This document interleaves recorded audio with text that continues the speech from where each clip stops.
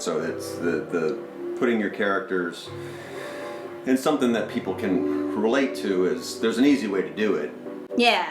But But then, like, in the mode of screenwriting as documentation, you get down to, like, okay, I'm in a scene and everybody needs to say hello to each other. Mm-hmm. Do I write a full page of, hello, I'm Luke. Hello, I'm Leia. Hello, Leia.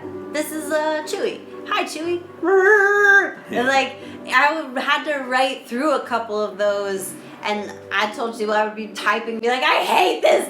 This is horrible. But so the quicker way to getting to something usable out of that is to realize the purpose of what happens here. We as the audience don't know these new characters, and my main characters don't know these new characters. How do I do that in a way that I don't have them all say hello for 2 pages? And there's like various ways around that. Well, in a children's book way, you have a completely different set at the beginning or the end of a book. It's like having like the area map of The Hobbit or something that right. you can actually have like your character sketches that, you know, maybe you don't write in like a realistic, dramatic story, but adult.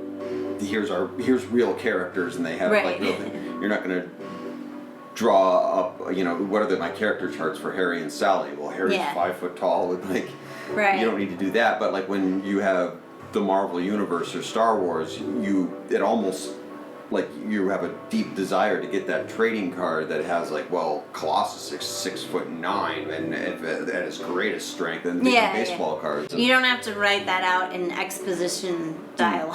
That would be irritating to actually read a baseball card in the middle of a movie just to get to know your character. Yeah, and there are ways around it, but I think the way.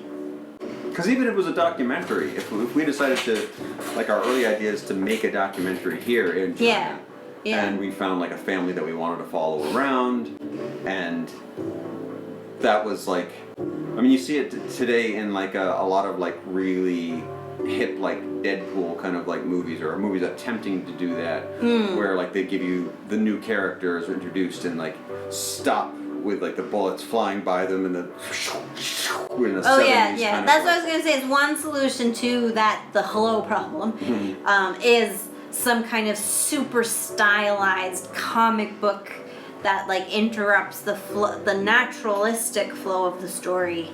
Because the advantage of print fiction is that print fiction actually does not have to unfold in real time. And then the author can take your focus and direct it super specifically, and like you can meet a character, and if you want to have a whole chapter about what their backstory is, and then come back. Orange is the New Black. Yeah. That's one of my favorite parts about that, is every episode we get a chunk out of there, because the cast is so huge and ever changing. Yeah. That we can jump back in an episode and get huge chunks of what. Yeah, so you can even incorporate these things into audiovisual, but that written fiction can like be surgically precise about where they're focusing your attention.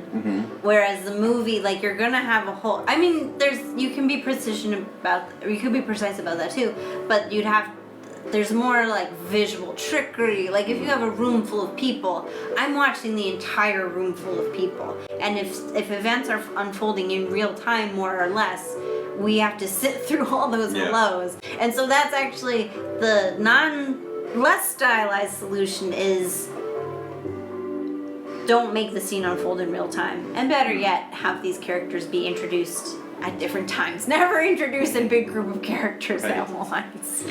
That's the lesson I learned. I mean, even that is like one of those things that, like, as a rule breaker, you kind of like, well, what if we just had a movie that was just a cue up line, and the characters just moved to you like you were interviewing them, and that was the whole movie. We got to. Yeah, but even that, like, then you'd have like the stylization of an interview format. Yep. Or like fake documentary or fake comic book, like Scott Pilgrim. Yep. In that party scene, they did like whoosh, close up, introduce this character with the trading card stats, right? Yep.